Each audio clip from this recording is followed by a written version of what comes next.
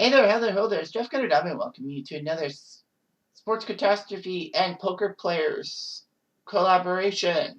So today is the day of the wildcard game, in which many players are going to try to get into the final table. So this is your Week 6 recap and your wildcard preview, and the list of all the people who are in the wildcard game and trying to get one of those 5 spots into the final table in a couple of weeks. So stay tuned. All right, so we start the Week 6 action in the Rounders group in a game that took 1 hour and 43 minutes and had all 8 players show up for this game. The Rounders group was huge because it meant that everyone played. Not too many no-shows, but with 8 players. However, in Week 6, 8 players played, but 3 were no-shows. Shank was again a no-show, 5 straight weeks without playing a game. He only has 4 points. Poker Pat kind of knew he was in the finals, so he decided to take time off and let everyone else fight it out. And Palmer, for some reason, decided not to play. Well, he was basically doomed. So, after Week 5, it was a tough battle. But in Week 6, things were going to get broken. So, the 8 players played. And Dwayne got eliminated first, being got full housed. Rest in peace, Bob Saget, by GBKW. So Dwayne ends up with 5 points. The good news for Dwayne is that those 5 points actually didn't factor in the score, but his 40 points did not get him into the final.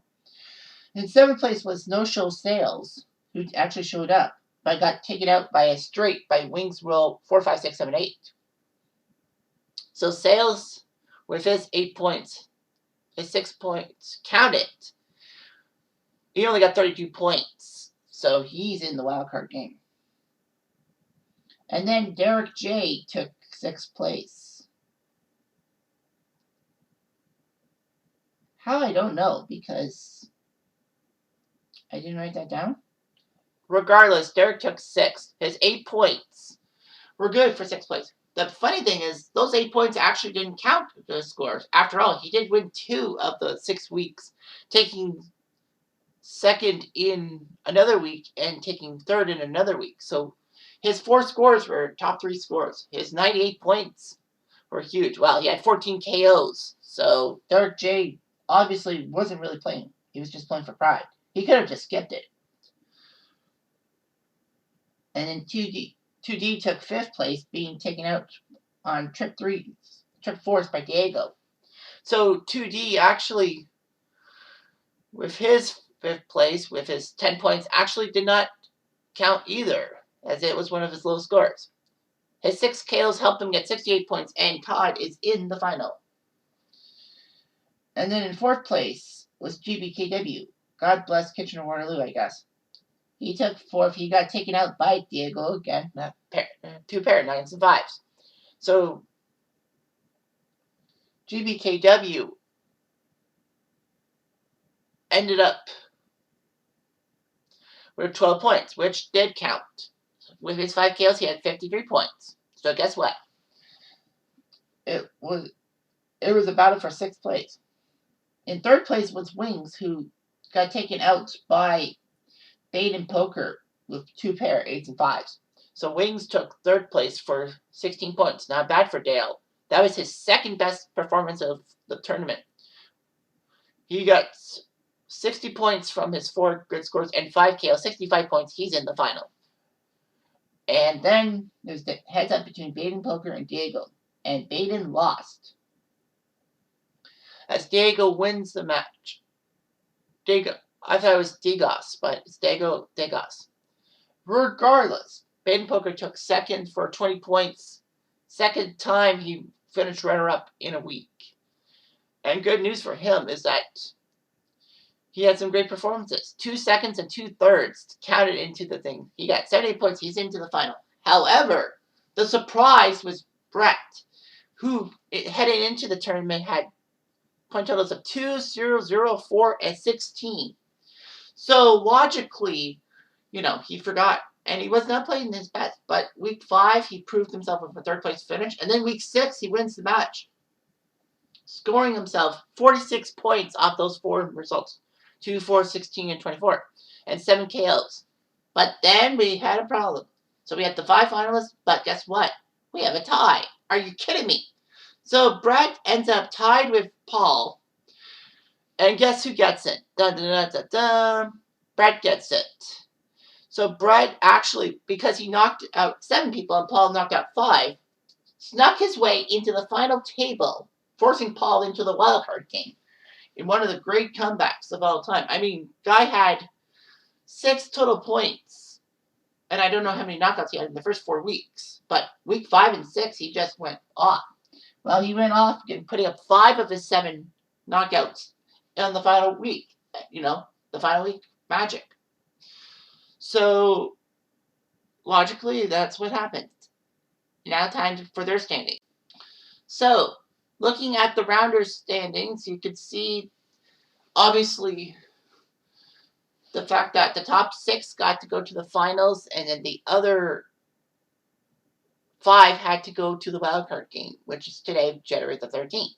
The top 4 scores out of 6 count, and KOs count too. And of course, whatever you see in red is the scores that did not get carried over. When you look at it, so unofficially, in first place was Derek J with 98 points. Poker Pat took second with 81. Dale took third with 78. Todd had 68 for fourth. Dale had 65 for fifth. And of course, as I said, there was a tie between Brett and Paul, but Brett got in because of his knockouts. And Paul will be forced into the wild card alongside Jesse Shank, Jeff Palmer, Dave No-Show Sales, and Dwayne Number One Newfoundland. And of course, it's worth noting, you got to remember that the poker structure is in a tournament: 24 points for first, 20 for second, 16 for third, 12 for fourth, 10 for fifth, 8 for sixth, 6 for seventh, 5 for eighth, 4 for ninth, 3 for 10th, and 2 for 11th. Because each house at least had 11 people. And there were some houses that only had 8, so you had more points. And every knockout was a point, regardless if it was in a game that didn't carry over.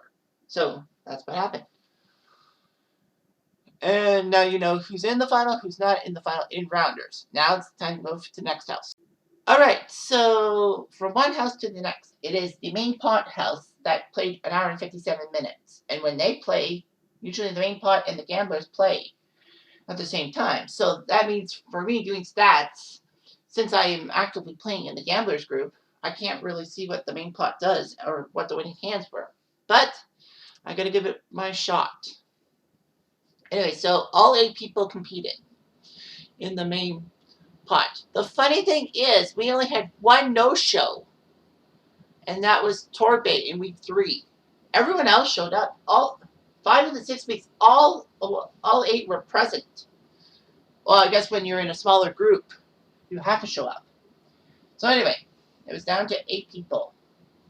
Now bear in mind, I don't know much about who eliminated who. I only know about 6 eliminations. Well, mostly because, you know, there's a reason. Anyway, Craftworks ended up taking last, 8th place, getting the 5 points. The good news for Neil is that his 5 points did not carry over. He put up 12 knockouts, the most in the group, and he actually ended up winning the group with 82 points. So Neil could just forget it. 7th place went to Summer, who got shocked a lot. Because, you know, Summer was doing so hot. But he got taken out 2 pair by Torbay. So Summer got 6 points. The good news for him, just like Craftworks, is that his points don't carry forward because it's one of his 2 low scores. And man, this guy looked good. I mean, Craftworks had a first, a second, a third, and a 10-point performance. And Summer had a first, second, third, and fourth. You're thinking Summer will win the group, although you just have to be in the top 4 to qualify for the final. But no, he fucked up. Well, he didn't win the group because he had 8 knockouts to Craftworks' 12. So technically, Craftworks won the group. But it doesn't really matter in the end. Because now you got to play against people from 2 other houses. Taking 6th place, even though there was eliminated was Jeep Girl, and I think Jeep Girl was the one who eliminated Kraftwerk. So Jeep Girl got eliminated herself with 2 pairs, 7s and 4s, thanks to Jimmer. So Jeep Girl ended up with 8 points. That score did not carry forward. She did knock one person out and had 47 points. Sadly, though, that was last out of the 8 people. Bad luck. 5th place went to Torbay, who took down Summer, but he got taken out himself by Jimmer, 2 pairs, 7s and 6s. So that means Torbay's 5th place gave him 10 points, which he does carry forward because he had a 5 in week 1 and a no-show in week 3. So those were deleted. His 8 knockouts make 72 points, and good news, he's in the final. And then came down to 4. Then came down to Streeter. Streeter had no elimination, had no knockouts. He stayed in, but though he got flushed out by Mustanger. So Streeter, who kind of was the house manager in a sense, his 12 points does carry forward. Well, he did win week 2, so to get him 70 points, which was pretty good with 6 knockouts. Was it good enough to make the final? We'll never know. Well, I'll tell you later. Anyhow, we're down to 3, and Clicker, who surprised everyone by staying in, but got eliminated full house by Mustanger. So Clicker's 16 points was good. Very good. It was so good that one of his 4th place finishes with 12 points. Yeah, one of his 4th place finishes actually got deleted because it was one of his low scores. So his low score was 8 points. So Clicker did very well for himself. A 2nd, 2/3, and a 4th carry forward with 1 knockout. Man, this guy was good. He only knocked out 1 person. 65 points. And then came down to the final 2. The final 2. Jimmer versus Mustanger. Mustanger thought he had it. Jody thought he had it, but he didn't. His 2nd place was his best finish with 20 points, which got to carry forward. With his 4 knockouts, that got him to 52 points. And then came Jimmer, who actually was the champion from week 5, having a few decent games, but he won week 6, so he won back-to-back matches. So he won 2 of the 6 weeks for them. 7 knockouts for 73 points. Believe me when I say that the standings were really closer than you'd expect. And this is what I'm talking about. The standings, as you see here, happened. Kraftwerk unofficially won the group with 82 points. And Summer had 2nd with 80 points. 3rd, 4th, and 5th were actually very close and all that. Michelle, unfortunately, with 47 points, didn't get through.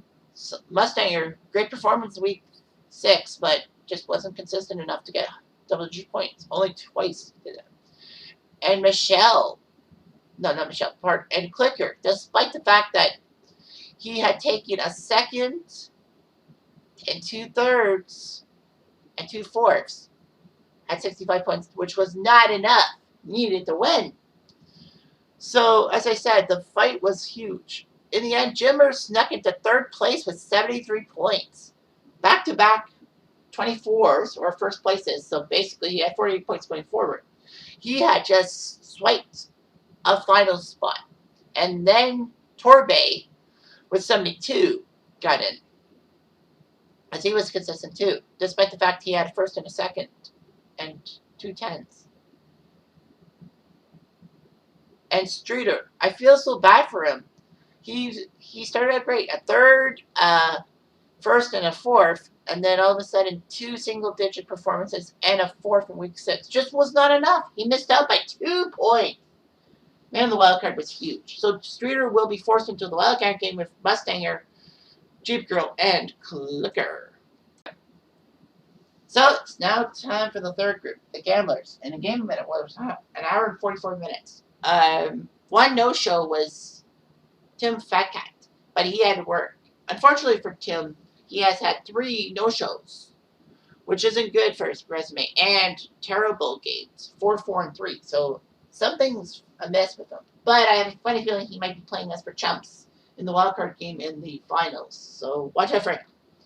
Regardless, there were 10 players who played. Ryber, took 10th place. Unfortunately, he got KO'd by Mcbitter, who made Brian very bitter. Brian ended up with 27 points, not even close to making the final. And now here comes 9th place, and it was me. I ended up in 9th place. I tried to play more aggressively because I figured I need points as much as I can because I'm in the wildcard hunt against Master and Keys and Mikey 77. Unfortunately for me, it just didn't go out. I went against my brand of poker, and it cost me dearly. The good news is that the 4 points were not enough, were one of my lowest scores. But the bad news is I only scored 41 points and forced into the wild card game.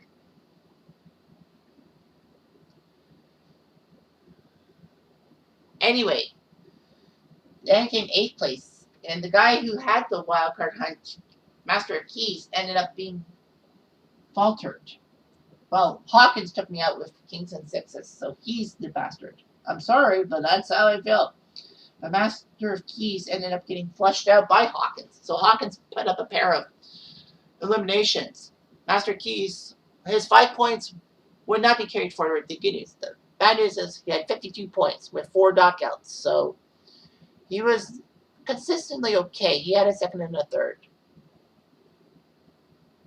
And then in 7th place was Krista, the other girl in the group. Only 2 players are girls. Kind of stupid, don't you think? Anyhow, Krista ended up getting up thanks to a streak by Mikey 77, who needed the points to try to catch Master Keys for the wildcard spot. So Krista finishes out with a second, a third, a fourth, and then the 6 points from week 6. Added on 3 KOs, 57 points. She got into the final, thankfully. And then Mikey 77 fell flat. He got taken out by my brother, who full housed Mikey. The worst part about that was that Ed actually had full house and Mikey had a flush, and full house beats a flush. So Mikey went out on a pretty good hand, but not enough. His 8 points carried forward, 1 knockout for 45 points. The bad news is for him, that was not enough. He's in the wildcard game. I mean, if I was still in the game, I would have been thanking Edward for knocking Mikey out. So that meant that I still had a chance at the wildcard. But things would we've just begun. 5th place ended up being Ryan, who got taken out by a pair of 7s by Everett. So Everett had another elimination. Everett was on a mission. Ryan ended up with 10 points. That was good enough to carry him forward. So the problem was that he was consistent as I was. I had 4 weeks that I had 6 points, or for 6 places. Ryan consistently for four times had 5th place. So that's funny how Ryan had 4 5th place finishes in the 6 weeks in the regular season, and I had 4 6th place finishes. Anyway, Ryan's point total went up to 53, and thankfully for him, he just snuck in to the final table, and he just snuck it in. Well, down to 4. The final 4, Rhythms came in. Rhythms was basically like the king of this group in the regulation. Why he played, I don't know. I think he basically was just throwing the game. And, of course, he ended up taking 4th place. Edward knocked him out with a pair of kings. So Rhythms didn't really need to play.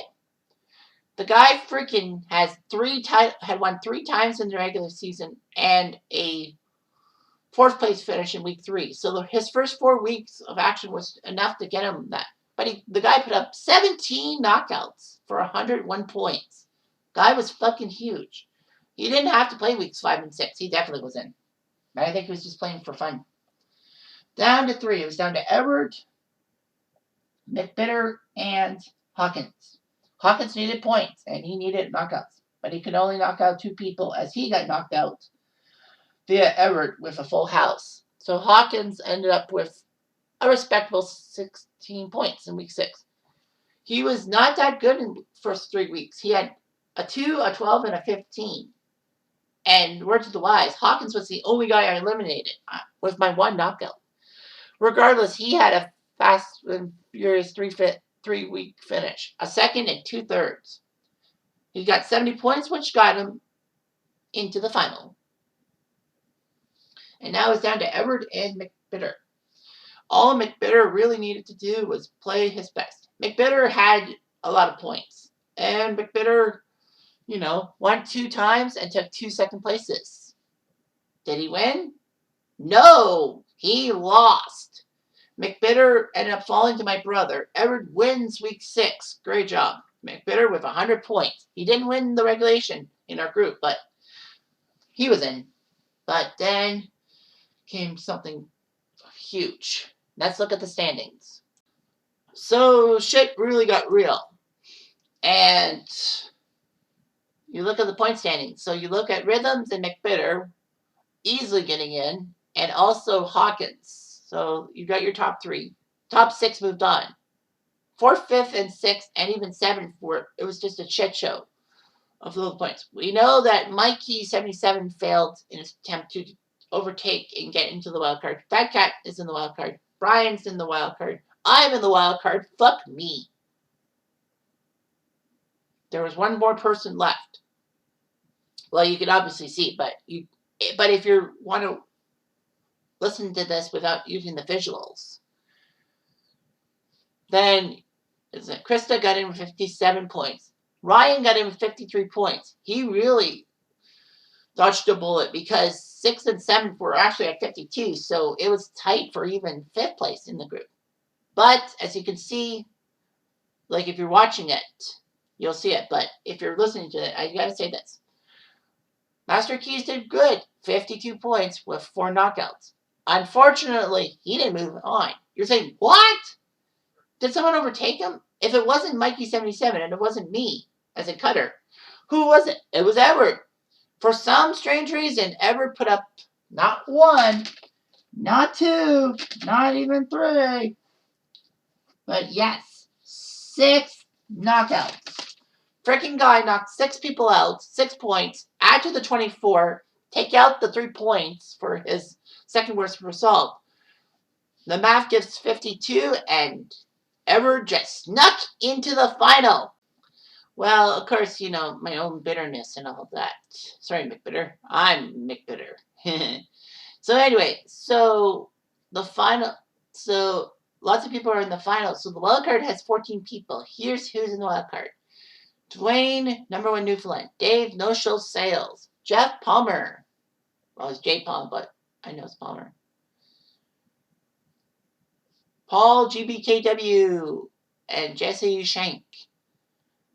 From the rounders. From the main pot, it is Jeff Street out of KW, Jody Mustanger 75, Michelle Jeep Girl, and Adam Clicker.